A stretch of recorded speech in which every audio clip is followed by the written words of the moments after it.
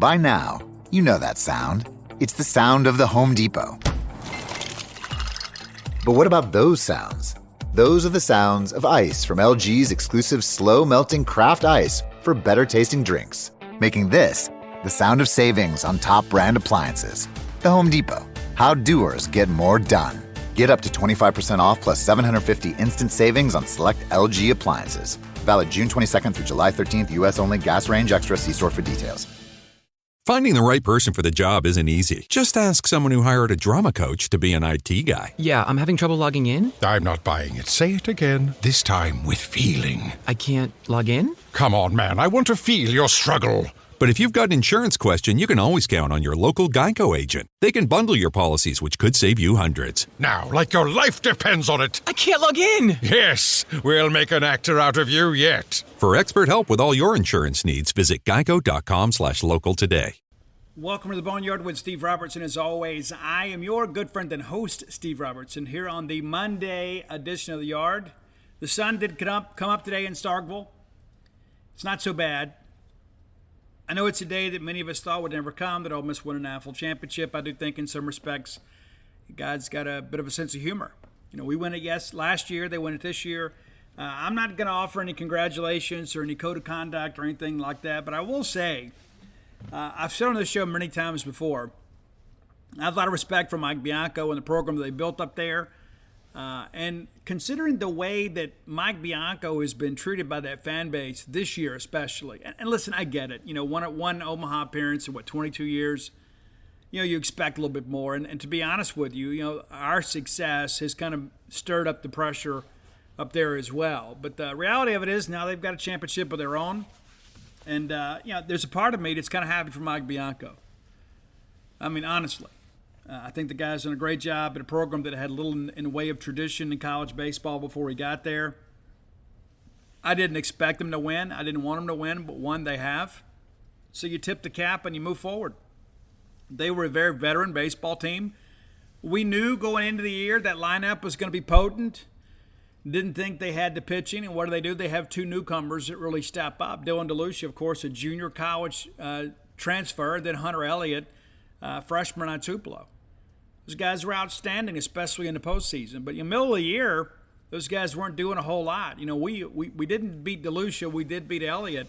We win the series against those guys up in Oxford. But the reality of it is at the end of the day, they kind of figured it out late. And it is what it is. It's like we always talk about, too. You just got to get to Omaha. Like I've read these things today about, well, you know, Ole Miss had an easy schedule. And, you know, that may be true, but they didn't make the schedule. You know, they didn't get to pick their bracket. I mean, they go to number 6 national seed Miami, who may have been overrated, but the reality of it is they went down there and won the regional. They go to Southern Miss, and a lot of people this year felt that Southern Miss was the best G5 team in all of college baseball. They beat those guys, too, in their own ballpark. They get to Omaha, and they're in a very difficult bracket. I think actually the more difficult bracket, if we want to be honest about it. And I had Stanford winning the whole thing. They had Arkansas. Arkansas has been a burr in the Rebel saddle for years. They get through those guys. Maybe they catch a break getting Auburn. That's an Auburn team that may have overachieved a little bit this year. But at the end of the day, you play who they put in front of you, and they beat them. They beat them. We can talk about the ball game yesterday. I think Oklahoma probably left some opportunities on the table. You know, the first game, it just seemed to me that they were not ready to play. Oklahoma was just not ready to play. Some errors out there. I thought Ole Miss had a lot more intensity than they did. Yesterday, you have the bunt that goes awry. It looks like that's going to be the game-changing play. They review it. They call him out. Now, I say, listen, I don't want Ole Miss to win either, but that was the right call. Now, is it within the spirit of the rule? Probably not. But the rule says the bunter's got to stay in the running lane. He didn't. He was inside the running lane towards the diamond. I don't think Elko's going to make that catch either way. I think the throw from Hunter Elliott was so far up the line, his momentum takes him into the first base line. And so he throws it basically to the bag, and I don't think there was any chance. But the reality of it is the rule is the rule. You run inside the lane, you're hit for interference. They did. It was a game-changing call. Could have been really made the difference and probably makes that a 4-1 ball game rather than a 2-1 ball game late. And then next thing you know, you have a couple of pass balls or wild pitches, whatever, however you want to characterize them. Thought the catcher did a poor job, but that's the game. You have to execute. Ole Miss did. Oklahoma didn't. Ole Miss is national champions. I know that there are some of you that were pulling for them. I was not. But all that said, I think that this is a tip of the cap to those guys like Tim Elko that said, hey, we're going to come back and make another run at this thing, and it paid off. I mean, LSU did that, in 17, I guess? Did all those guys come back in 17? And they made it and didn't win? And so, there's something to be said for that. There's a certain level of respect for that. But, am I happy they won? Nah, not at all. Nah, not at all. It makes it more difficult for us. It does. And it's interesting, too. A lot of those interviewers like, hey, we want to take Mississippi State's bragging rights away from them. There is no chance of that happening. Zero. We won the national championship. We won it first. We're going to win others, and maybe they will too, and we still dominate the rivalry. But it's their day. And one other thing I want to say about that, too, and this may surprise many of you coming from me. I have seen a lot of people, including our in-state media, that have kind of made this, some type of concert type deal where it's a State and Ole Miss accomplishment. Listen, Mississippi State won the national championship last year. Ole Miss won it this year. Whether you like them or not, they deserve their moment. And I've seen like the SEC Network sends out the little graphic trying to include us in that. I know many of you have taken great joy in that. I don't agree with that. I think in many ways it is disrespectful to Ole Miss. And again, I don't like them. But they have earned their day in the sun, and I think some people in the media have kind of lumped us in there with them. And some of our fans have too, but this is Ole Miss's moment. And let them have their moment. And the best that I could offer yesterday was my silence. And what am I going to do? Get out there and say they didn't deserve it? They did. It's difficult to win a national championship in anything. And the College World Series is a very, very difficult tournament to win. They won it. They deserve their due. And they should not be lumping us in with them. I know many people have done that. And if the shoe was on the other foot, it would be another one of those like thanks Rebels moments with the Clarion-Ledger. Mississippi State wins the SEC championship outright in 2016 because Mississippi State was the best team in the SEC. Mississippi State recorded the best record. Ole Miss didn't win us the SEC championship. We did. And by the same token, you've got this situation here where they have won a national championship and some people want them to share that spotlight with us. I just think it's inappropriate.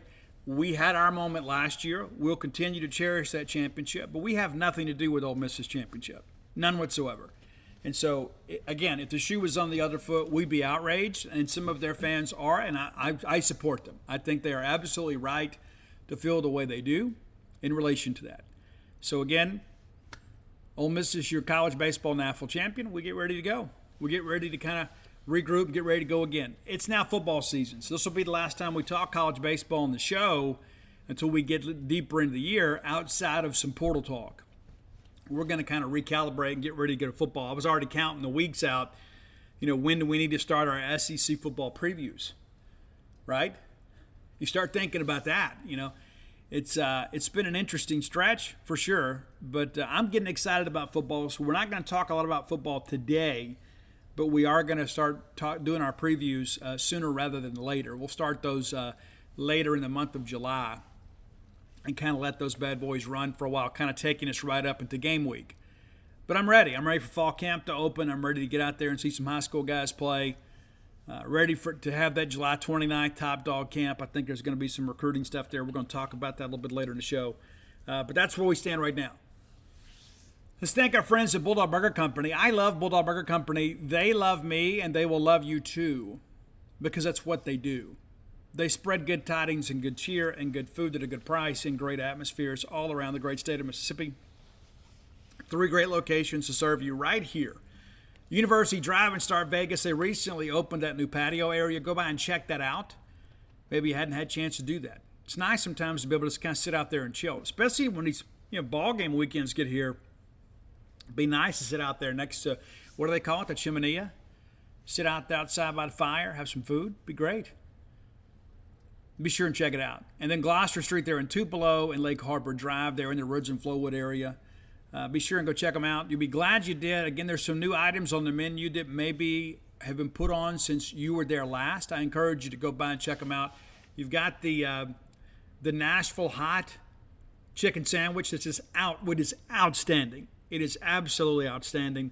And then you've got the country fried steak sandwich as well. So be sure and go and check those out next time you're in. Always have the spring rolls as your appetizer. They'll make you and everybody around you better looking. Bulldog Burger Company, the place where people go to meet. MEAT.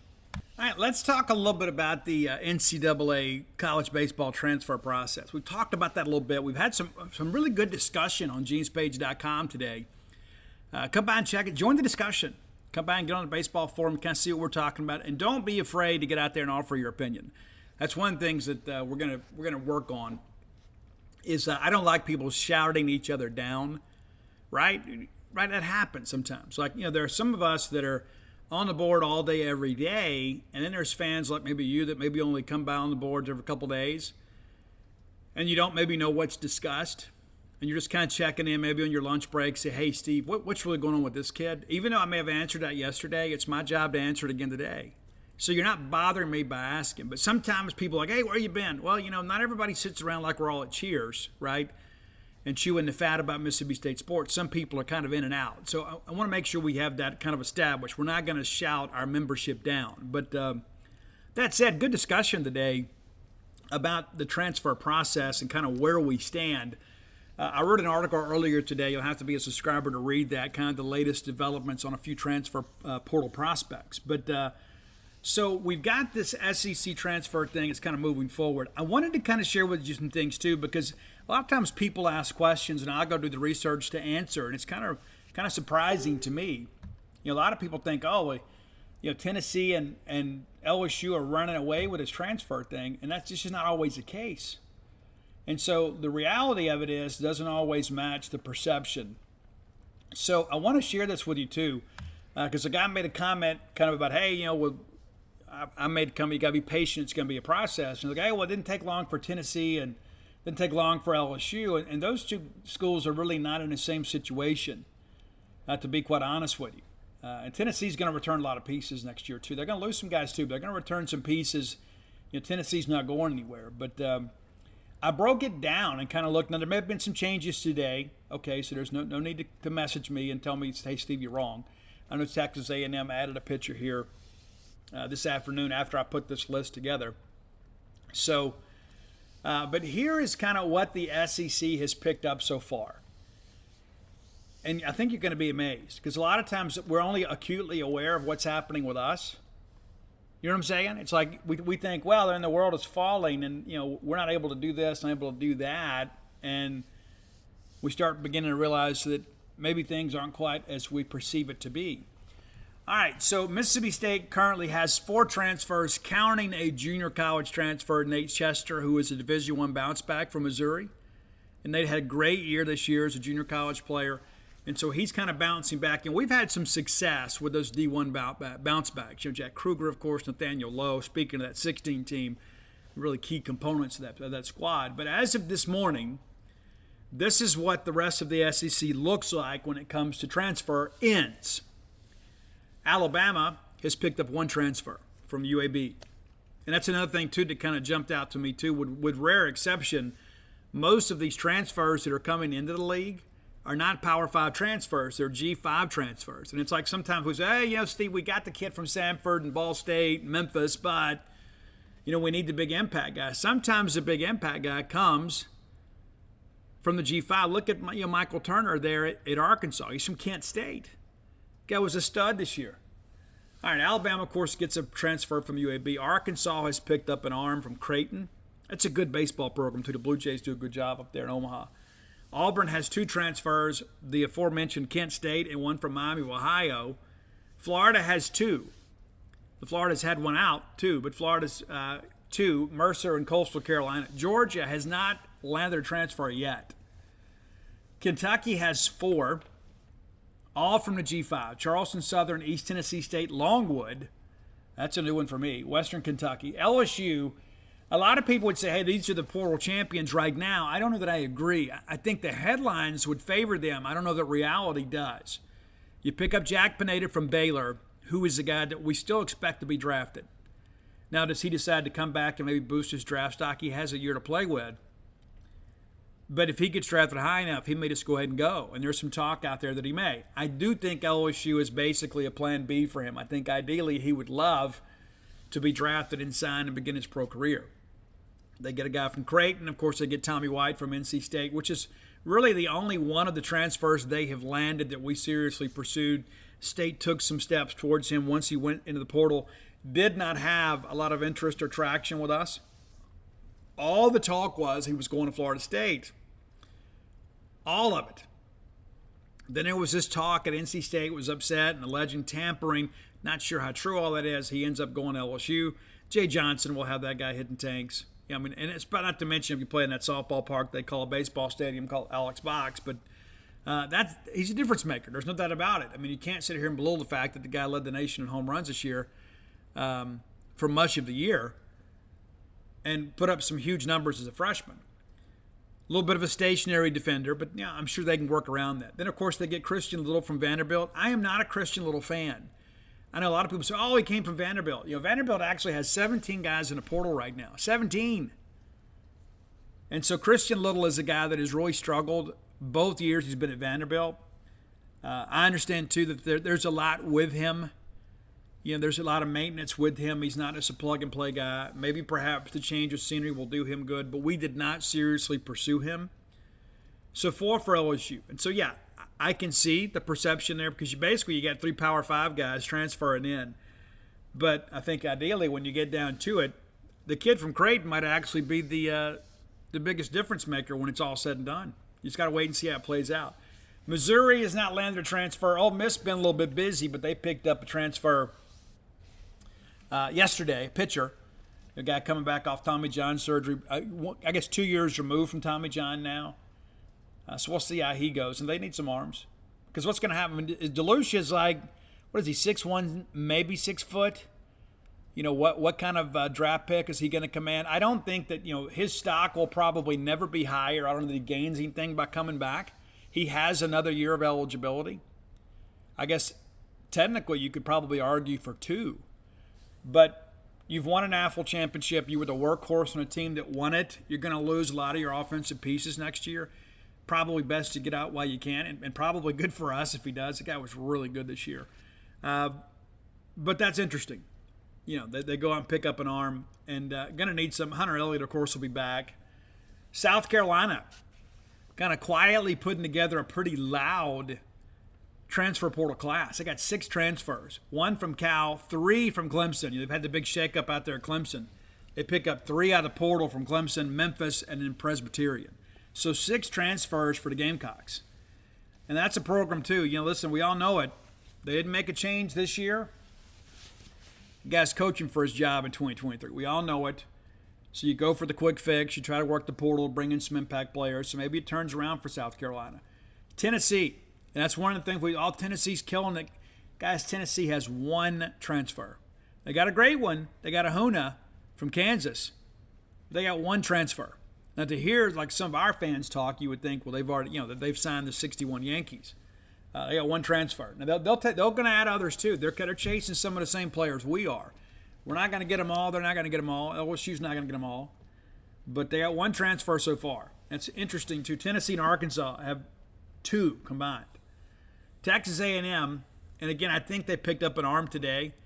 They had 4 when I wrote this up. 1 from Arizona State, Cincinnati, Quinnipiac, and USC, and then apparently they've added another one. So that would give them 5. And that's what A&M did last year. They really worked the portal hard. I tell you what's interesting, too. I had a friend of mine share this with me. In the 3 major men's sports, let me go back to the text here. I don't know where he picked it up. But it's an interesting thing. I haven't done any fact-checking.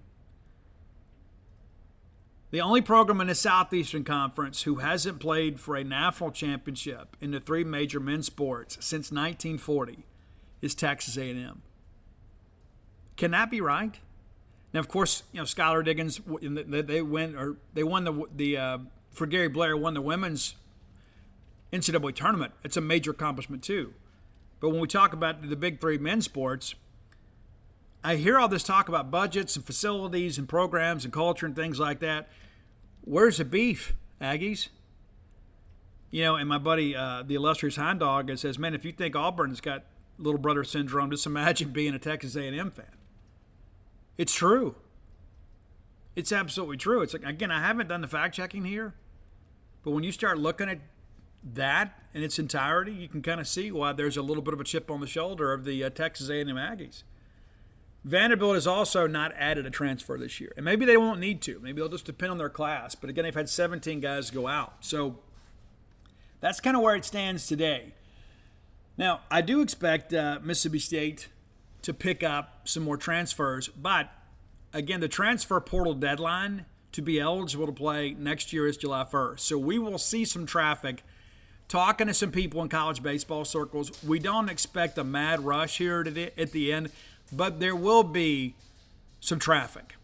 And not just teams that just finished up in Omaha. And there may be some of that, but there's some guys, too, that are probably playing summer ball and have been thinking about their decisions and say, hey, I think I'm going to go. And so that's something to kind of watch. Again, I don't think it'll be a mad dash for the deadline, but there will be some new names go in. We saw Josh Day from Missouri go in today. Won't be the last one. Are we involved with him? It's too early to tell. He's from Natchez, middle infielder, played at Colin, had the walk-off home run for Missouri against Casey Hunt this year in that Sunday game that was just so devastating for us. And so that's a name, too. That's a quality player. Now, he's a guy, too, that will likely be drafted. He is draft eligible. And there are going to be some guys that go in the portal in advance of the draft because they have no plans of coming back. And if they don't get what they want in the draft, then there'll probably be an NIL bonanza for some of those guys that have proven what they can do on the Division I level. So I think this is going to be something that kind of leaks into August. I don't think we're going to know for sure what everybody's roster looks like until we start, fall classes. Going to be interesting. Hey, Bulldog business owners, if you're like me, I know exactly what my business needs. Sometimes it's difficult to find the right candidate. Today, there's so many people out there in the job market making it so competitive. It's almost like an interviewee's market. Maybe it's time to flip the script and bring in the hiring power of your friends at Indeed. Instead of spending hours upon hours on multiple job sites or combing through resumes for candidates that might not even have the right skills for you, Indeed's powerful hiring partnership can help you do it all. With Instant Match, over 80% of employers get quality candidates whose resume on Indeed matches their job description. The moment they sponsor a job, according to Indeed.com, you're going to get results. That's one of the best things about it. And here's the deal. Being a Boneyard listener, we're going to give you a little incentive to give our friends at Indeed a try. Start hiring now with a $75 sponsored job credit to upgrade your job post at Indeed.com/Boneyard. That offer is only good for a limited time. You can claim your $75 credit now at Indeed.com/Boneyard. Indeed.com/Boneyard. Some terms and conditions may apply, but we're here to help you find the right candidates to fill all the vacancies at your business. By now, you know that sound. It's the sound of the Home Depot. But what about those sounds?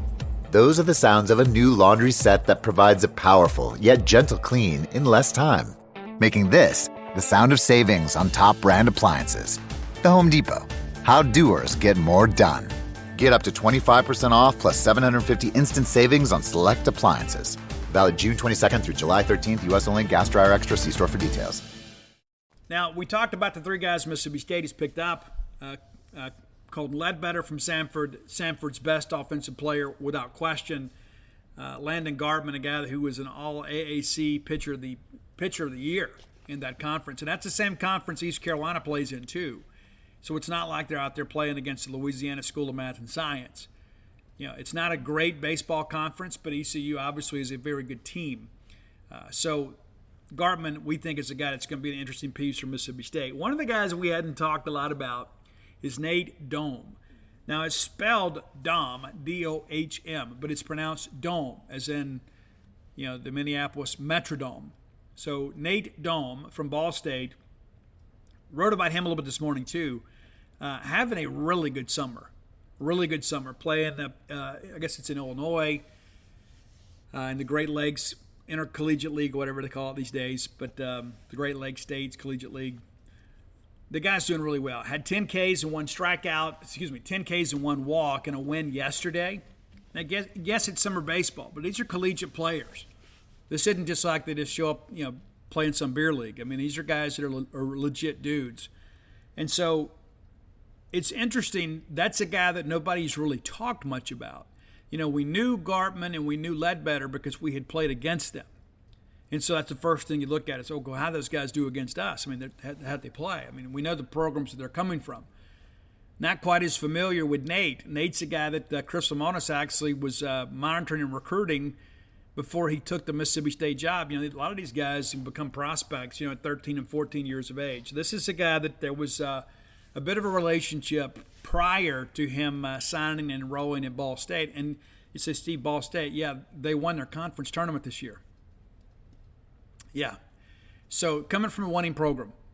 And so we're going to award our Prime Shrimp Player of the Game to Nate Dom for his 10K performance for the Joes yesterday up there. I guess the Hamilton Joes is what they call them. I think that's right. I'm doing that from memory, so don't judge me too harshly. But Nate, welcome to the program. And if you go look at people look at the totality of his stats at Ball State, and they're like, well, granted he was a freshman playing Division I baseball for the first time, but if you look at his last 5 appearances, really began to trend in the right direction. Walks were down, strikeouts were up. Everybody struggles a little bit early on, but this is a guy too that I'm told has hit as high as 98 on the gun this summer. We need some velo out of that pen. Does Nate become a starter? Does he become a short reliever for us? Is he a setup guy? Is he a close guy? There's some other closers out there that have already done it on this level that we're chasing. But Nate could be an interesting piece to kind of bridge that gap between the starter and the closer. And if you look at the formula that we had, in recent years, if we could get 5 or 6 out of the starter, and then maybe 1 or 2 from the next 2 guys, we won a ball game. That's just kind of how we did it. You need a guy to go out there and dominate 1 to 2 innings, then you can bring him back a couple days later. And then when you've got a big arm like that, and that's the thing too, if you look at what's happened in college baseball, just look at yesterday with the Ole Miss win over Oklahoma. They bring in their closer, and he's not the traditional closer. They bring in a guy that throws all these off-speed pitches to right-handers, and that thing is dancing around. Catcher struggles to get it. Here's the reality of life and the reality of baseball. When you need 3 outs and sometimes 6, you better have a guy that can throw it by people. Simple as that. It's all about bat speed. It's all about velo in those situations. And so you can't go out there and just bring in some junk baller and just kind of hope for the best. And honestly, I think that was kind of Tennessee's undoing. It's like you got all these fireballers, everybody's throwing 95 to 100, and then you're bringing in all these junk ballers, and eventually people catch on to that. When you've got to stare down 98, 99, the margin for error is really, really small. And we lacked that last year. We lacked guys that could consistently throw the ball by people. There were times Jackson Fristow had some life on his fastball. There were times KC did. KC's outpitch more times than not is a slider. And I think we really actually asked KC to do a job that, maybe perhaps it wasn't in his wheelhouse. He did it because he's a team player. But, I think KC's a guy that probably needs to, maybe he's a starter, maybe he's a middle reliever. But, asking the guy to be a closer, and the guy, of course, steps up and says, yeah, coach, I'll go, because that's a guy that wants to win. But I think when you need that 9th inning, you need a Landon Sims type guy, right? That's what you need. You need a guy that can go out there. Kevin Kopps, we talk about how great he was too. They had to utilize him so much because they didn't have anything else to really go with him. But, the better teams have guys who can go out there and throw a dozen pitches or so and get you out of an inning, close the ball game out. We lacked that last year. Now we're going to do that, and maybe Nate's part of that. So, again, he's your Prime Shrimp Player of the Game. Visit Prime Shrimp today, primeshrimp.com. 4 great flavors of wonderful shrimp for you to put on your plate and enjoy. I'm a huge fan, huge. They sent me some sample products. When we first began this, I was blown away. They show up in this very, very handy pouch that fits conveniently in your freezer. You don't have to clear out a bunch of room. It's just, hey, there's a pouch. You slide it in. You're good. It's not so difficult to store, and you're not going to want to store it long. The shrimp is already deveined, peeled, detailed. Everything's off. All you got to do, it's ready to cook. You put on that pot of water. You boil it up. You drop it in. 10 minutes later, you're ready to eat high-quality shrimp from a New Orleans-based shrimping company that's been doing it since the 1940s. Again, it's primeshrimp.com. Use promo code Boneyard to save yourself $20 off your order. And again, today's primeshrimp.com player of the game, Nate Dome, out of Ball State University, incoming Mississippi State transfer. And so people kind of wonder what's left. It's like, okay, Steve, we got 3 plus the JUCO guy. What else is left? Well, it's difficult to say for sure until we get through the draft, because we have a lot of guys that are kind of marginal draft guys. Now, Logan Tanner and Landon Sims, those guys are gone for sure. I would just about put Brad Cumbus in the same category, and possibly Cameron James. I had some people out there that say, Cam's number is expected to be this. He probably won't get that.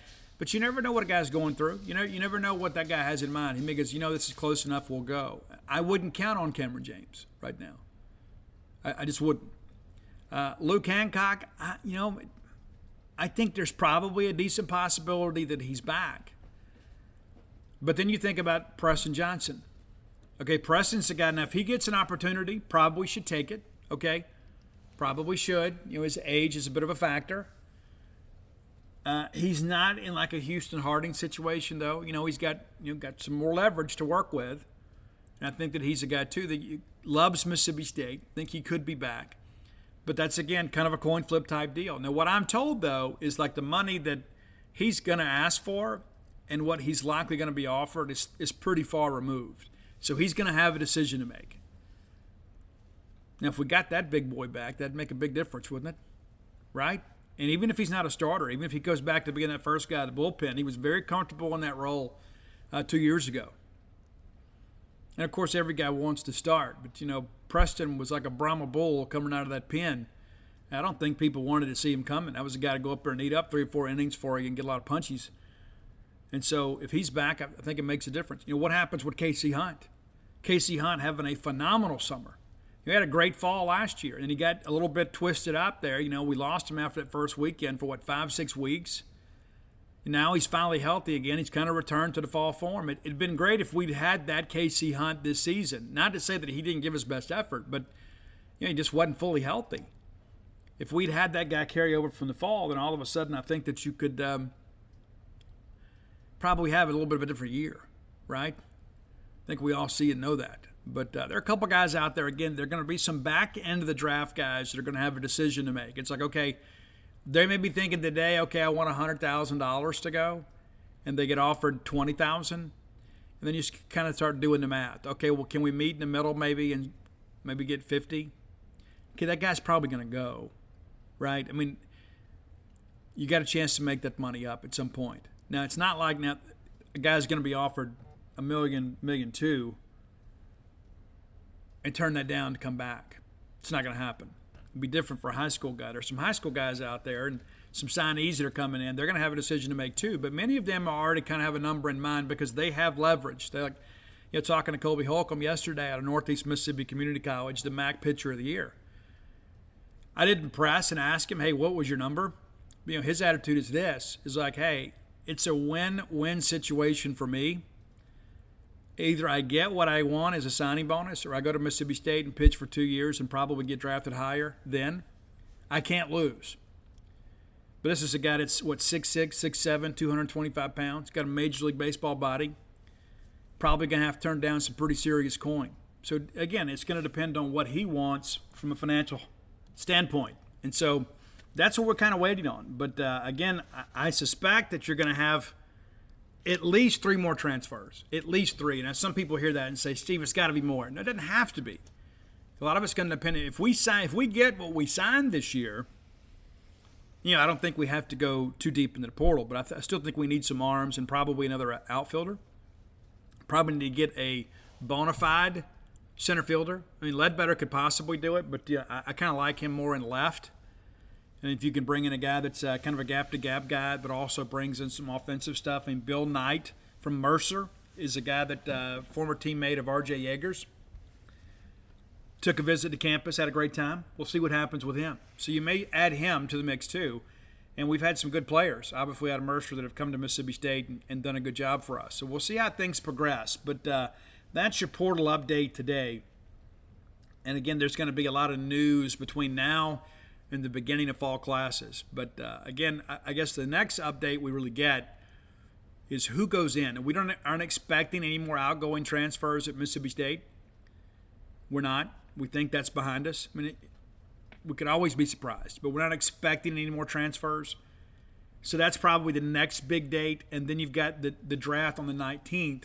So once we get through the draft, you're going to see this portal game of musical chairs really, really, really ramp up. Really, really, really ramp up. Because now all of a sudden guys are going to know what they're being offered. Some of them aren't even going to be drafted.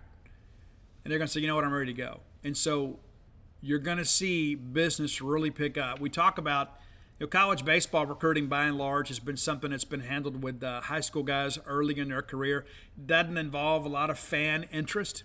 But the way the portal situation is working and the success that Arkansas and Texas A&M have had in the portal, and to some extent Tennessee, all of a sudden there is revived fan interest in baseball recruiting. And so we're going to stay on top of it over at genespage.com. Be sure and come be a member if you're not. And again, join the discussion.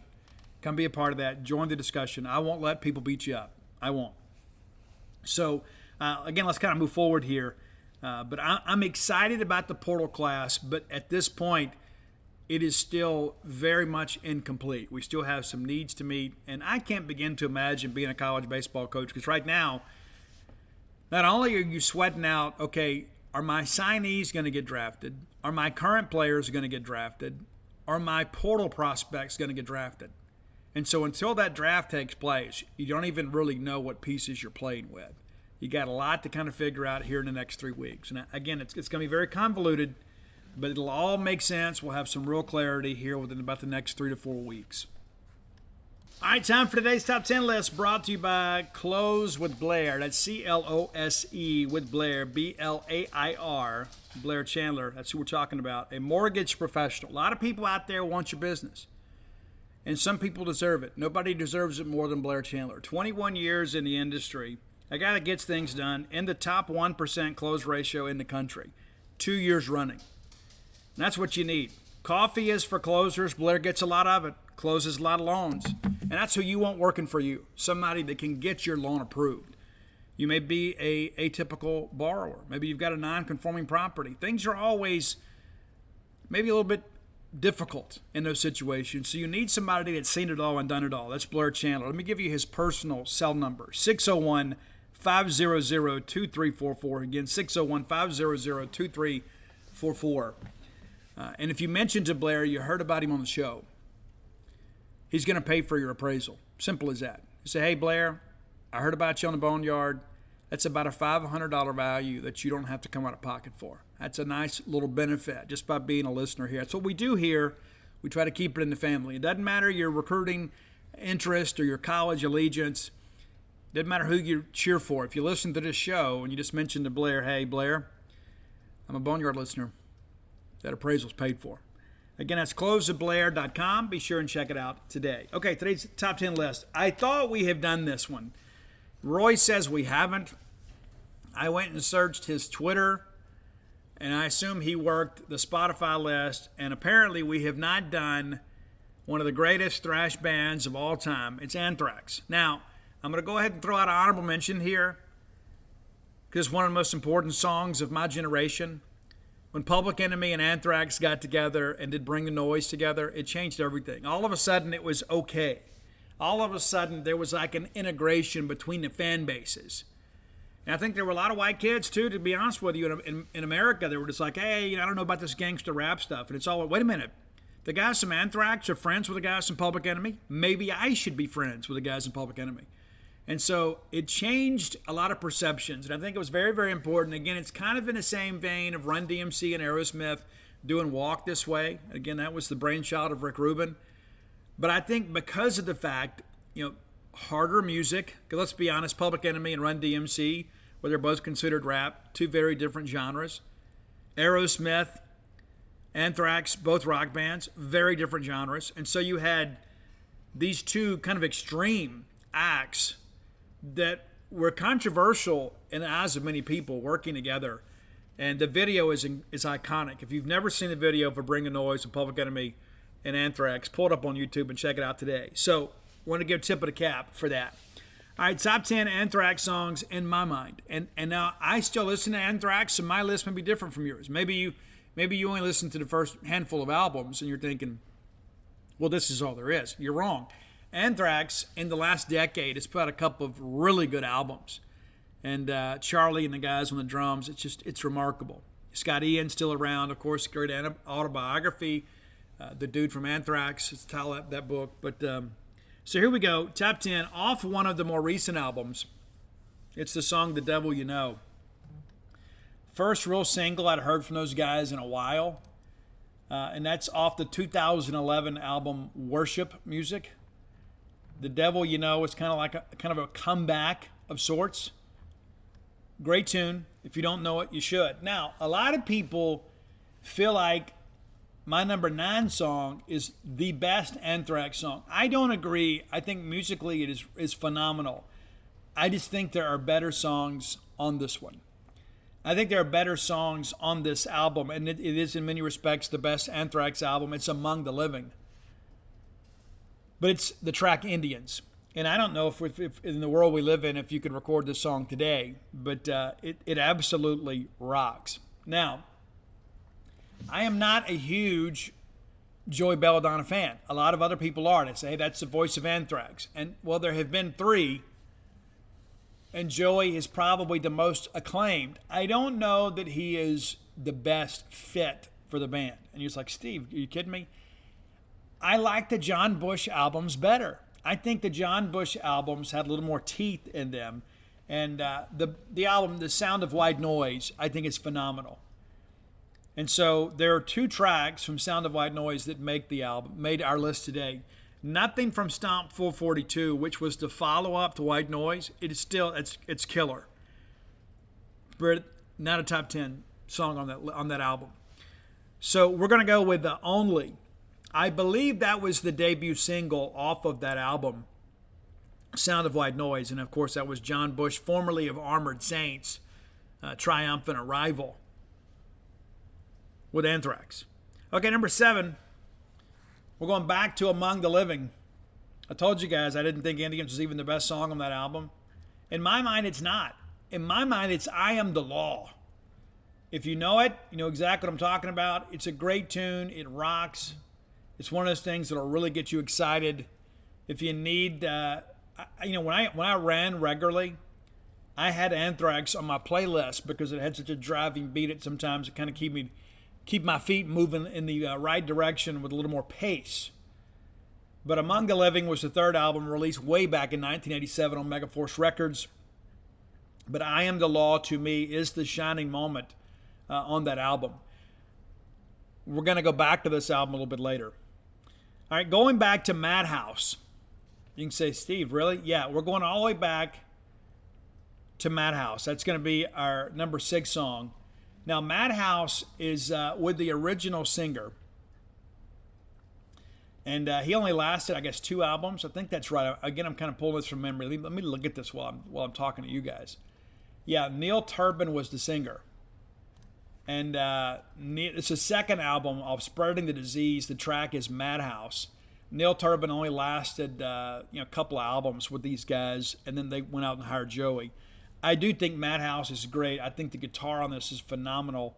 Of course, Danny Spitz from Overkill ultimately joins the band. I think made Scott Ian a better player too. All right, number 5. Again, we're going back to Among the Living. I promised you we would. My favorite song on that album, and I think I told you earlier, I Am the Law is a shining moment. It is one of the shining moments. Sometimes I forget my own notes. But we're going to go with Caught in a Mosh. This is one of those songs, too. Again, that first side of that album is absolutely phenomenal. Imitation of Life is a good one, too, that kind of closes out that second side. But Caught in a Mosh is one that I believe they still play live. It wasn't a single, but it was one that a lot of people got really excited about because that album was in really respects kind of game and groundbreaking. I think it made Anthrax, this new lineup, really kind of changed the direction of the band. Adding Danny and Joey made them, I think, kind of stand out. Number 4, off the State of Euphoria album, which was the second album with Joey and Danny, it's Antisocial. And this is actually a cover song. I'm breaking my own rules today, but it's a Trust song. It was covered by Anthrax, and to me, Be All End All is another one that's really good on this album. But Antisocial was one. I remember when that video came out, they showed these guys playing live, and I'm like, I got to go see these guys. I have to be a part of that crowd. Number 3, probably my favorite Anthrax song since the late to mid-'90s, after the John Bush era ended. It's from the album Worship Music Again. And it's a song to me that is about recovery. Now, I don't know if that was their intention, but as somebody that nearly died, it is a song that means an awful lot to me. Much like Pearl Jam's song with a similar name, but it's I'm Alive. I love the instrumentation on this one. I think Joey does a great job singing on this one. I love the bass line on it. It's just one of these punch-you-in-your-face type songs. And again, that's off the Megaforce label, off the album Worship Music. And it was their best-selling album since John Bush left the band. Almost all the way back to Sound of White Noise. White Noise went gold. This album didn't do quite as well, but it was their best-selling album since that one. I guess Stomp 442 may have sold a few more copies, but they had really struggled with maybe album sales for a while. But Anthrax is a great live band. If you get a chance to go out and see them, you absolutely should. Now, going back, number 2, we're going back to the Sound of White Noise. I love the album. I can listen to it in its entirety. I don't have to skip around. But the song that I always go to first, every single time, is Room for One More. Every single time. I absolutely love the song. It is. I think John Bush's vocal on it is absolutely phenomenal. You need to go check it out. It's Room for One More. It's just one of those songs to me, right out of the gate, that kind of lets you know, okay, we're on a roller coaster here. All right, number 1 for me, and it's actually a cover. You said, but Steve, what could it be? Well, it's a cover, and it's off The Persistence of Time. And what's interesting about this, the album is named The Persistence of Time. There is a song called Time, and then there's your number 1 song, Got the Time, that is actually a Joe Jackson cover.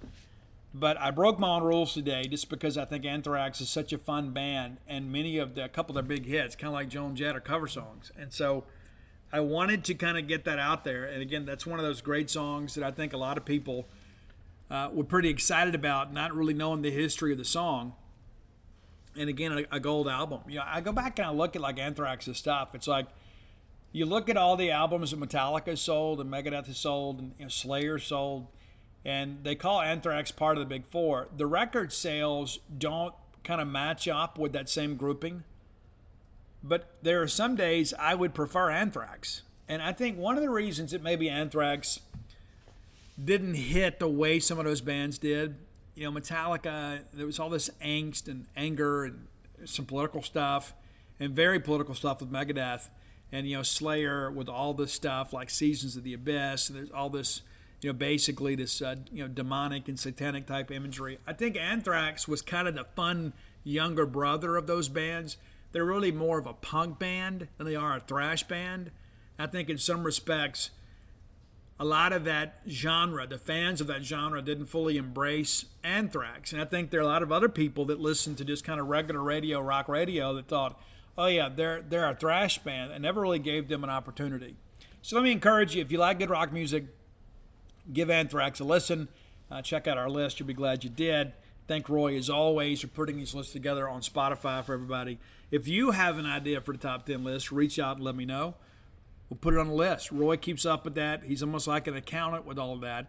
And again, too, if you're looking for somebody, maybe a leader in your business, Roy's got over 30 years experience in quality control management, a guy that's been around. Maybe you're thinking, hey, Steve, I live in the greater Memphis area. I live in DeSoto County. I'm looking for a great employee. Roy may be your guy. Reach out to him on Twitter at Dogmatic67. That's DAWGMATIC 67. And two, while you're there asking for his resume, you can send him your ideas for the top 10 list. So there you go. Top 10 list today, again, brought to you by closewithblair.com. All right, next segment of the show brought to you by Campus Bookmart. You're familiar with Campus Bookmart. If you're not, you should be. Great people doing a great job at a great price for a long, long time. A Starkvillian institution here in Starkville, Mississippi. The lovely, talented Susie, Miss Kathy Brown, a fabulous buyer. Miss Pam Minyard, everybody up there will treat you like family because in their minds you are family. Go by and check out their new Mississippi State merch. As noted on the last show, they're out of the textbook business now. They're going to expand the Bully Shop upstairs too. So you're going to have basically twice as much merchandise to choose from. Probably not a better selection of Mississippi State merchandise in the country. How about that? Let that sink in for a second. If you're crazy about the Bulldogs like I am, Campus Bookmart is going to be your one-stop shop when it comes to Mississippi State merch. If you can't make it to town, let me invite you to visit them on the World Wide Web, courtesy of Al Gore's Internet at campusbookmart.net. And by being a loyal Boneyard listener, we'll give you a phrase that pays, and that is BSR, which stands for Beautiful Steve Robertson. That gets you free shipping on all orders over $50. Any order less than $50, absolutely incomplete. All right, we're in the summer recruiting season. You guys know it's a dead period now. And a lot of people say, well, Steve, it's a dead period. What does that mean? Well, it means no face-to-face contact. They can still talk. They can still have phone conversations. But a lot of that has to originate with the player itself. All social media activity is unfettered. You can still contact each other and say, hey, give me a call tomorrow, set up a call, those kinds of things. So there is still some contact between coaches and recruits. But right now, a lot of recruits are kind of enjoying summer vacation and time with friends and their summer workouts with their high school teammates. But that will change in about a month. I think it's July 23rd, 24th, maybe the dead period ends. And then guys can resume campus visits. And so if you take a campus visit now, you can't have any interaction with the staff. You can't have a tour of facilities. You can take the regular college entrant type tour, which is still pretty cool. But you just can't go speak to the staff. And a lot of the staff's on vacation here the next few weeks anyway. But once the dead period is over, we're going to have our final camp of the summer. It'll be another top dog event, and so it's going to be like last year. They had kind of like a cookout type deal. It was a camp and a cookout. The cookout, I think, will happen before the event. There'll be some guys that'll come that have nothing to work out for. There's no reason to work out. There will be a person, some recruits, I guess, in many respects, that have nothing to prove. It's just really about spending some time with the staff. Now, we had kind of a limited group last year with some surprise. Kamari Rogers came, but he ultimately signed with Miami. Stone Blanton came, ultimately signed with South Carolina. We wish those guys well, just not better than us. And matter of fact, Kamari Rogers was here last weekend with his dad and his team for the 7-on-7 tournament. So that's the next big event. So you start thinking, okay, Steve, what's next? Well, there's a lot to that. There are a lot of guys out there that I believe if Mississippi State decided, okay, let's take a commitment, they could get a guy on the phone and get him committed. And some of those guys, maybe you want to wait until you've seen some senior footage. But some of the guys that I think it's important to kind of wait out and kind of see how this thing is going to go. Anthony Miles, offensive line prospect out of Ramsey over in Alabama, recently released the top 5. Of course, Mississippi State makes it. That's no surprise. We've been expecting that. Let me pull it up for you. Let me pull up his top 5.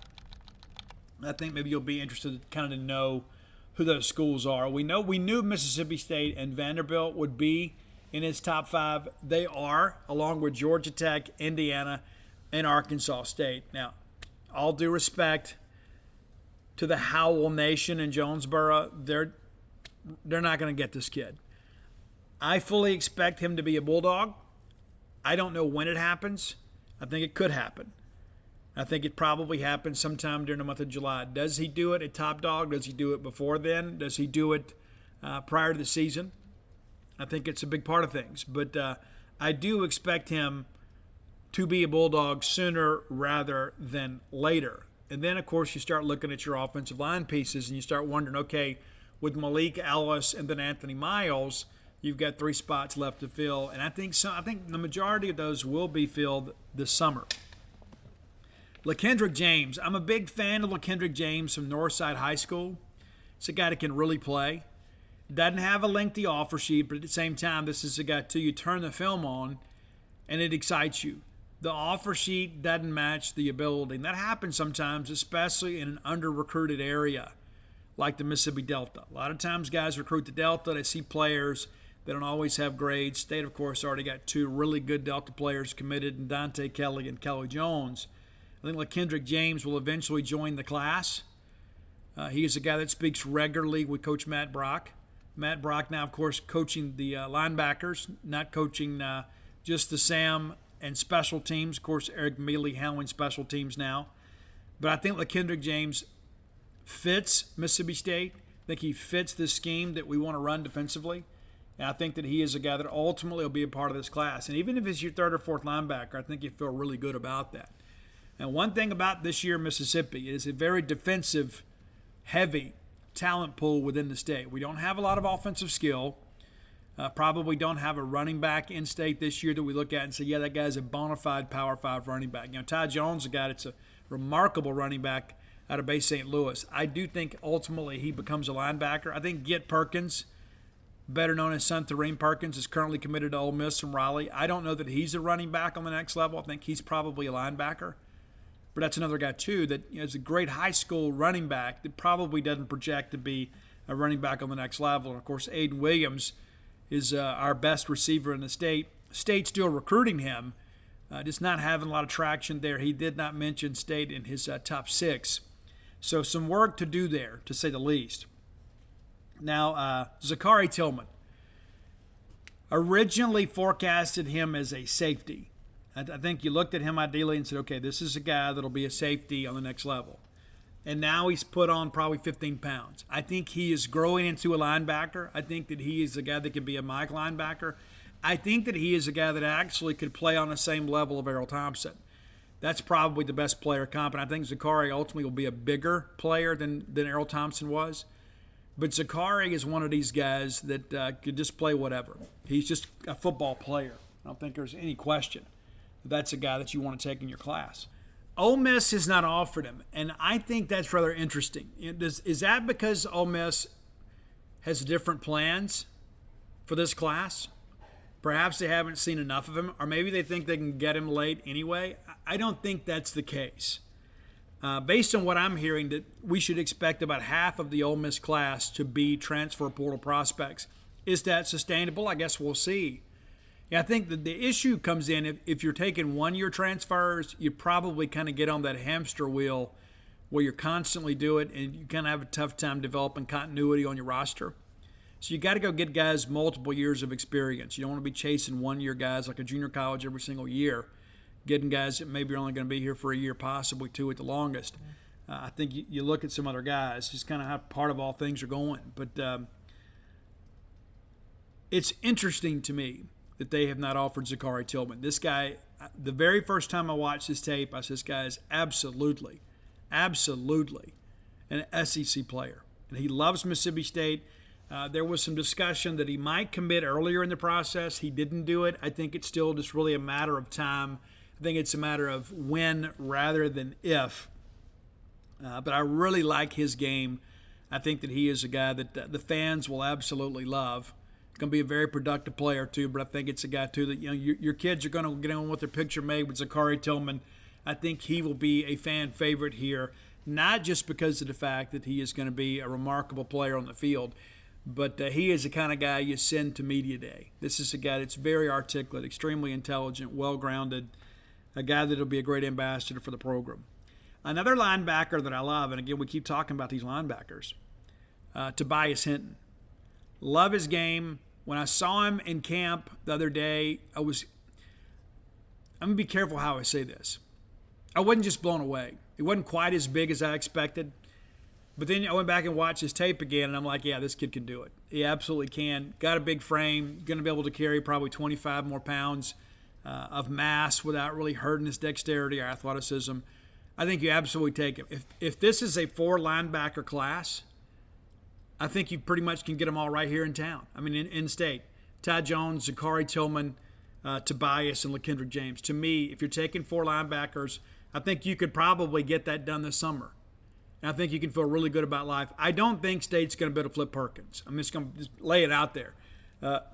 If he stays in State, I fully expect that to be Ole Miss.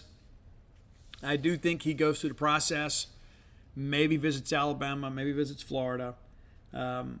So that's kind of what we're looking at on the linebacker side. And again, I love what we're doing at DB. I submitted a reevaluation today for Jalen Abram. I asked for him to be reevaluated by the network. Kelly Jones from Clarksdale has not been evaluated yet. So I sent my thoughts in as well as some measurements to get those guys properly evaluated. If that's not done today, it will be in the next couple of days. And you'll see Mississippi State's ranking probably move into the top 50. It's just a lot left to do right now. A lot of people say, and I see the stuff on social media, so I want to address that now. A lot of people say, well, Steve, why aren't we getting more 4- and 5-star players? Well, we don't get a lot of 5-star guys at Mississippi State unless they're in-state prospects. And I think that's a big part of this thing. You got to kind of understand how life works and kind of the neighborhood in which we're in. We don't get a lot of those guys. And kind of looking at our list here over the years, here are the guys. In the modern era of recruiting, we have signed 7 5-star players from the high school ranks. May have had a junior college guy here and there, but I struggle to remember that. Our 7 5-star players, Delwan Robinson back in the class of 03. You remember him? That was a guy that had some medical issues, didn't know if he'd ever play again, ended up going to the league. And, of course, Chris Jones. It's the 2nd highest rated player to ever sign at Mississippi State. J. Rock Norwood, the pride of Brandon, Mississippi. You guys love him. He was part of some teams that weren't necessarily very good. Darren Williams from Clarksdale, Mississippi. Depu, God rest his soul. Charles Cross, the 5th highest rated player to ever sign with Mississippi State, 1st-round draft pick. Jeffrey Simmons, also a 1st-round draft pick, your number 6 5-star with a 98.76, just 1/100th of a point behind Charles Cross on this list. And then Derrick Pages. You remember Derrick Pages? Obviously, South Panola, a lot of Ole Miss people thought he was going there, ultimately comes here. So that's your 5 stars. So, and again, that's over the course of the past 20 years. We just don't sign a lot of 5-star guys. It's not for a lack of effort. It's just the fact that in those guys' eyes, we're just not a reasonable destination. And maybe we can be in time. When Dan Mullen was here, you'd say, hey, why don't we sign more of these guys? We got Jeff Simmons, but we didn't have a lot of 5-stars in Mississippi. I mean, what are the odds that Mississippi State is going to be able to go into another SEC school's home state and take a 5-star kid from them? Just kind of knowing what you know. The chances of that happen not very good. So in order for us to get a 5-star, we need it to be a Mississippi guy. And if you look at all 7 of these guys, these are all products of Mississippi high schools. Every single one of them. So unless there are 5-star kids in Mississippi, and there rarely are, you're not going to see many 5-stars. Now 4-stars are a little different. And I think that our class this year in Mississippi is undervalued. I think there are some guys that will play their way into 4-star rankings. And I think a lot of that too, the 2020, the prohibition on camps in 2020, I think is kind of showing up in the rankings right now. I think there are some guys, number one, that didn't get out, that couldn't get travel in 2020. And I think there are some guys too that didn't do a lot of camps in 2021. You forget, we didn't get, the Nike football camps or the opening for 2 consecutive years. And so I think it's important to kind of understand that. Camps didn't reopen until last June, and even then there was some parameters around the camps. So we didn't have all these combines. We didn't have all these Nike and Adidas and Under Armour type camps for guys to be seen. And so the thing about our Mississippi guys, too, by and large, we don't have a lot of guys that go anywhere. I mean, you guys know, the ones of you that grew up in Mississippi, in small-town Mississippi, anything past Jackson felt like a foreign country, right? I mean, you just didn't get out and go do things. I mean, like, if you ever made it to Jackson, that just seemed like such a special thing. You never really made it beyond there. And so there are a lot of kids in Mississippi, unless their high school coach is going to take them somewhere, they're not going to have a chance to go. And so I share that just because they're guys like Kelly Jones. Okay, if Kelly Jones lived in Atlanta, Georgia, he'd be at least a double-digit offer guy and probably pushing 20 offers. I mean, if this guy was in Metro Atlanta, he'd have a ton of G5 stuff and probably a handful of Power 5 too.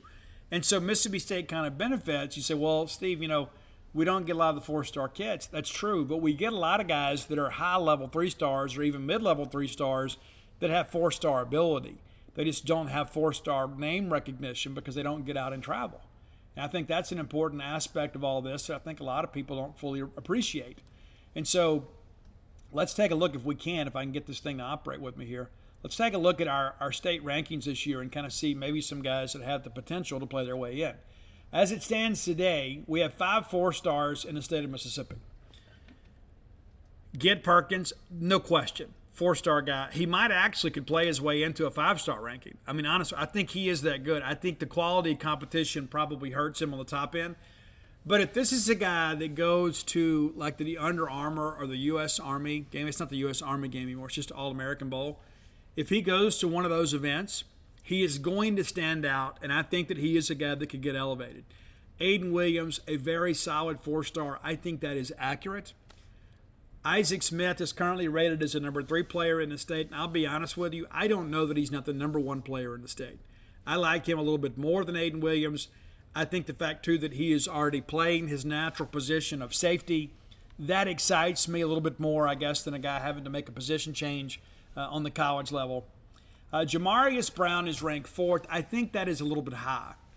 He is listed at 6'3", 250. He's closer to 6'1". He is an explosive player.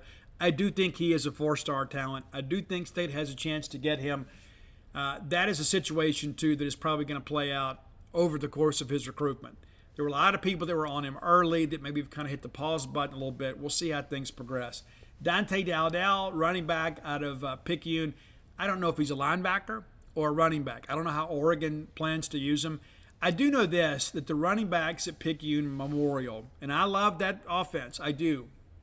But when I think about the totality of my own career of evaluating players in the state of Mississippi, I have not seen a lot of running backs from Picayune excel on the college level as a running back, because I think they are products of a great high school offensive system. I mean, when Dodd Lee was there, they ever got a lead on you, they'd get that unbalanced line and just run off tackle all night long and shorten the game on, and you were just kind of powerless to stop them. So when you look at Dante Dowdell, is he a 4-star athlete? Without question. I don't think he's a 4-star running back. I think he's a product of the system. That said, I would have offered him. And the fact that we haven't, that's one of those things that kind of frustrates me at times. I think Mississippi State should be the first offer for the true SEC kids in the state of Mississippi. I think we should have those offers ready to go, January, February, March. I really do. I don't think we should ever get into the camp season kind of unsure of who we're going to offer in state. I know some guys you just want to see a little bit more of, but when you've got a guy like Dante Dowdell, I think you've got to offer him. And I think that's a kid we probably could have got early on had we offered, and now he's committed to Oregon. Tobias Hinton is your number 6 player. I think that's probably maybe a little bit high, but I do think he's a top 10 guy. I do think that he is a guy. He is your highest rated 3-star in the state. I think he's a guy that could play his way into 4-star potential too. I want to see more from him. And my hope is he comes back on the 29th and that I can come back on the show and say, you know what, guys, I didn't see enough of him in June. This is an obvious take.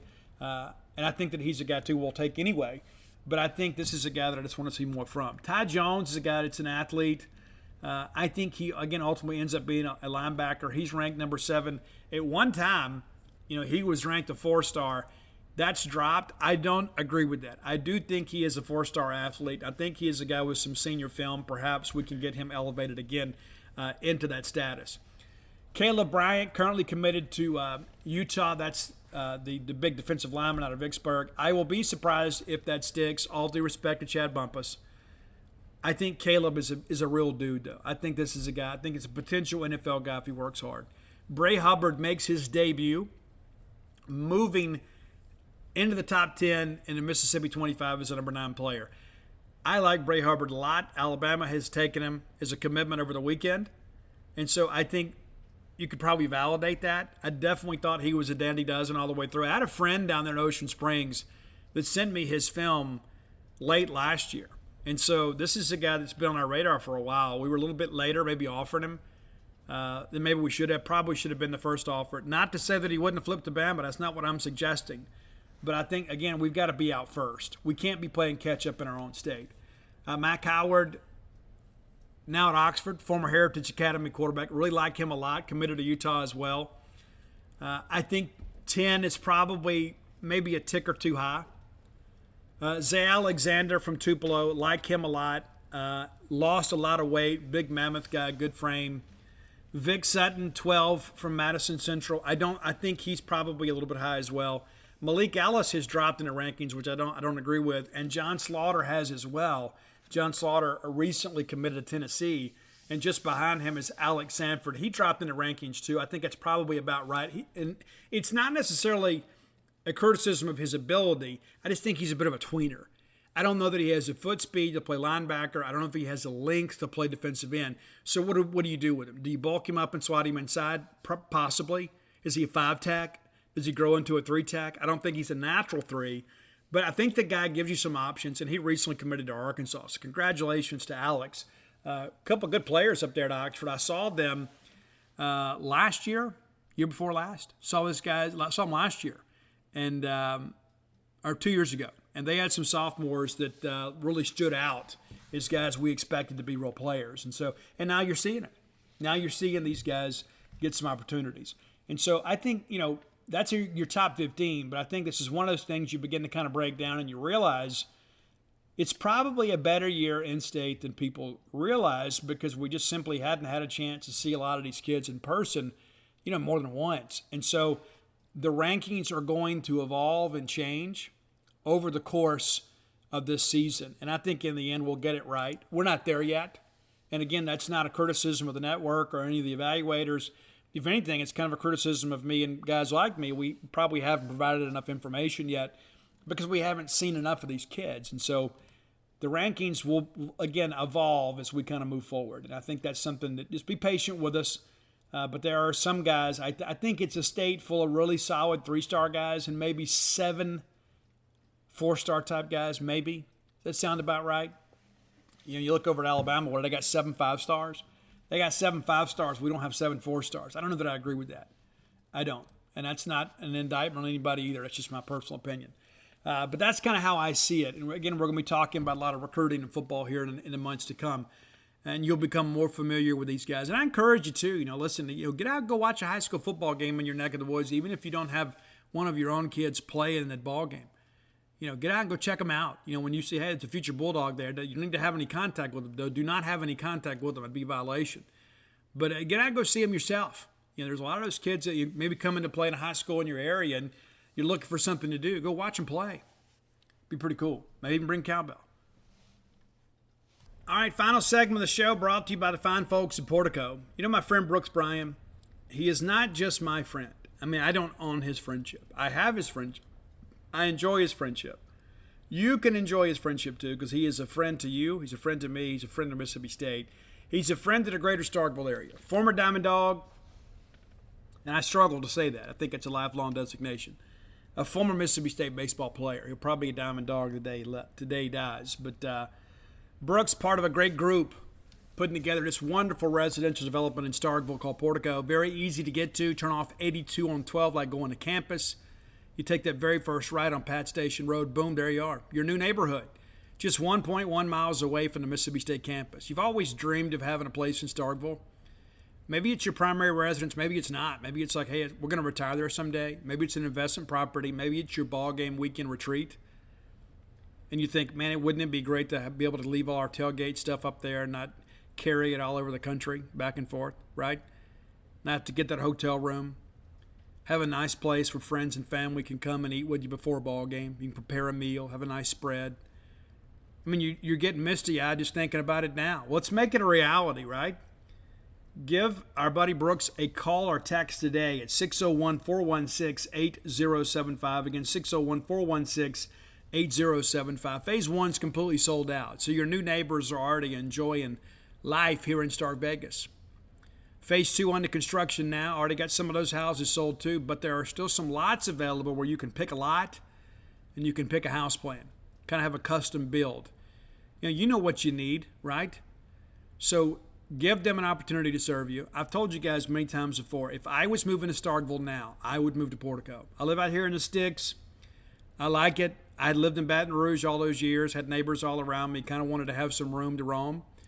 And I've got that, but I would love to be close to campus. I mean, we spend a lot of time going back and forth to campus, especially during baseball season. And, with kids' activities and stuff, sometimes it's a little inconvenient to live this far out of town. But Portico, a great place to live, man. I encourage you, if you hadn't done so, go by and check it out next time you're in town. You know the way. I've already told you so many times. If you get lost, text me, right? Let Brooks know, man. This is a guy, too, that is very committed to this area and to your baseball and football programs. This guy's around all the time. He does a great job kind of representing Mississippi State. And I like doing business with Bulldogs, man, whenever I can. I absolutely want to do that, and I think you should too. Again, that's Portico. Make it your next move.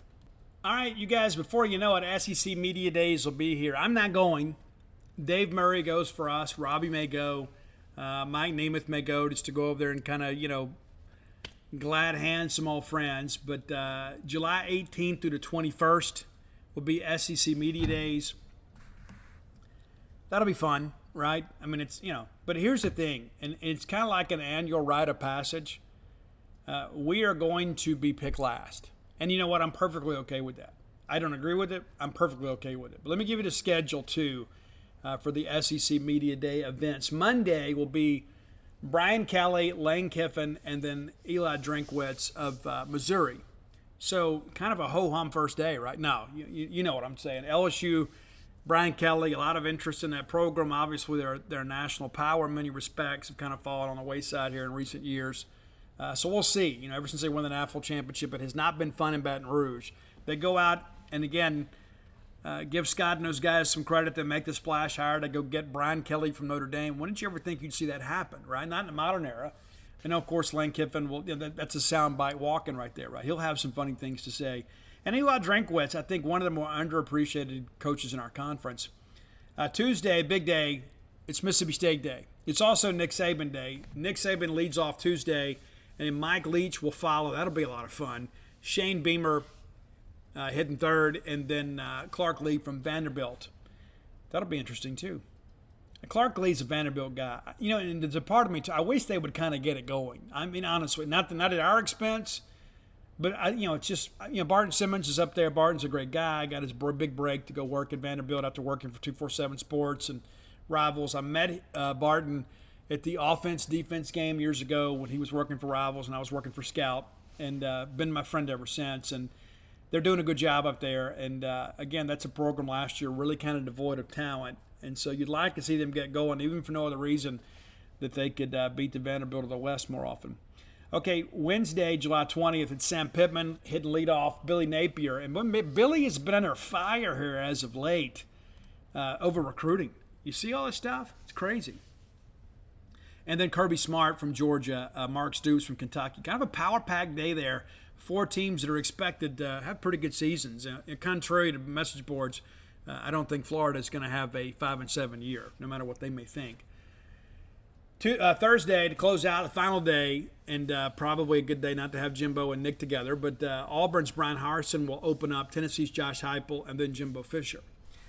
There will be a lot of discussion about name, image, and likeness and about transfer. I don't know that we have anything resolved by then. The big discussion I have is that I've heard is there's going to be a debate, there's going to be some potential votes in August. That's when you could probably expect some change.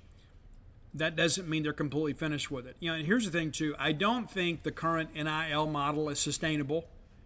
I know some people out there, oh, well, Steve, there's no. I just don't agree. I think what we have to do is kind of tread water in the meantime until they get some legislation and put some parameters in. I think eventually they'll unionize and we'll have a collective bargaining agreement. And there'll be some opportunities for players to make money, obviously outside of what they currently do. But it's the wild, wild west right now. I don't think the truth of the matter is I don't think anybody involved in college athletics is really happy about this. And so there will be some parameters put into place. I don't know that we see the transfer windows approved this year. I think we should. I don't know that we will. And I really don't understand the arguments against it. I know people are like, well, students should be able to transfer whenever they want to. Well, they can quit the team whenever they want to. They can quit the team and then go into the portal later. They don't have to go into the portal today. I mean, right now they have the ability to do so. I don't know what you really gain from that if everybody kind of knows ahead of time. Because it's just like with baseball, right? And even when we saw with basketball. You don't think there's a 7-on-7 coach or a travel team baseball coach that's already making some calls saying, hey, so-and-so is going to go in the portal. Now, you may not be able to have direct contact with them, but people will have some knowledge if you're transferring. Not to mention, you could tweet it out. Hey, I'm going to be transferring at the end of the semester. And so I don't know that you really gain anything from that. I think it gives the schools an opportunity to kind of know what they have and who they have. I think there are a lot of kids out there, too, that are making irrational decisions kind of in the heat of the moment. They're prisoners of the moment, and they get too caught up in the thing. I'm just going to go in the portal. And then once you're in, and all of a sudden people start contacting you, start thinking, oh, wow. It's like you see all the time, too. Like I hear these kids talking about, all these, people on social media. It's like as soon as somebody declares they're single, then there's all these people in their inbox. And so it's like, well, maybe I should be single, or maybe I shouldn't go back to this relationship. And so I think you see a lot of that because that's kind of that same age dynamic. It's like, well, hey, maybe the grass is greener on the other side. Rather than stick here and stick it out and kind of battle through maybe some adversity, I'm just going to go. All these people love me and tell me how great I am, so I'm going to go. I think once you're in, it's difficult to get out. Very difficult. Now, did you see this stuff about the Miami thing, the name, image, and likeness deal? You may be unfamiliar with this. Let me kind of bring you up to speed here in our final minutes here together. But the whole deal here is Jaden Rashada, an incredible quarterback prospect. Miami and Florida were supposedly, 1-2 late. The thing got out yesterday. They said that he had signed a $9.5 million deal to go to Miami. Now, immediately I said, there's no way this is correct. Immediately. Now, because one of the things that I'll share with you guys, too, is talking to some people that are involved in the NIL process. A lot of this stuff is just people beating their gums. There's a lot of people out there that are putting things out there to try to drum up business, if that makes sense. And then, of course, there are people out there that are going to take it and run with it because it's so shocking. It's almost like National Enquirer quality work. So the rumor that got out yesterday, and I think some of this is, I think there's some bad reporting here, and I think there's some people that have been had. The report was that Rashada picked Miami over Florida, even though Florida had offered him $1.5 million more. Now, the Gator Collective came out immediately after that and said, no, we didn't have any interaction with this agent that's making these claims. And now today, the Miami Herald has come out with a report here that is awfully interesting. You have the big Miami booster, Ruiz, that is supposedly bankrolling a lot of the stuff with Miami's NIL stuff. And Miami is not a rich program. They have some rich donors. They're not a rich program. If you've ever been to the University of Miami and they're in Coral Gables, you'll see what I'm talking about. It's not what you would expect. Great school, I'm sure, but it's not, shall we say, a glamorous campus. But Ruiz tells the Miami Herald that this report from a competing network of ours that John Ruiz paid $9.5 million is, quote, grossly inaccurate. What's interesting, too, is that he would make more than a lot of NFL quarterbacks, and he is a high school player. Let that sink in for a second. If this is what we're going to do, you talk about being unsustainable. Ruiz said via text message that Rashada actually committed to Miami a few days before the star from California announced his commitment to Miami on Sunday. After he committed, an agent reached out and we are discussing a deal. Jaden is an amazing kid. And then the thing goes on to say here that Ruiz, who was struck NIL deals with more than 115 UM student athletes, said, "Kids know we are responsible and follow the rules. They have trust in us and we have provided valuable experiences." And then the attorney that kind of created all this stuff yesterday is a guy by the name of Michael Caspino. I don't know anything about him. I know the Gator Collective kind of took some shots at him. He is out of Newport, California. He made a comment that, of course, that he's the one that reportedly said that the guy took less money to go to Miami to go to Florida. And I think in many ways that's probably trolling Florida, right? Here's what the quote is. Jaden left millions on the table, Caspino said, adding that he represented Rashada in negotiations. Millions. He did not pick the highest offer. He went there because he loves Miami, the coaches, and the opportunity. Okay, sure. Now, the NCAA has come out more than once and said that NIL cannot be part of the recruiting process. And so when you have these things out here, basically you have somebody is being dishonest. Somebody. One thing that's interesting, too, is the finalist, Miami, LSU, Florida, Ole Miss, Texas A&M. Yeah. So make of that what you will.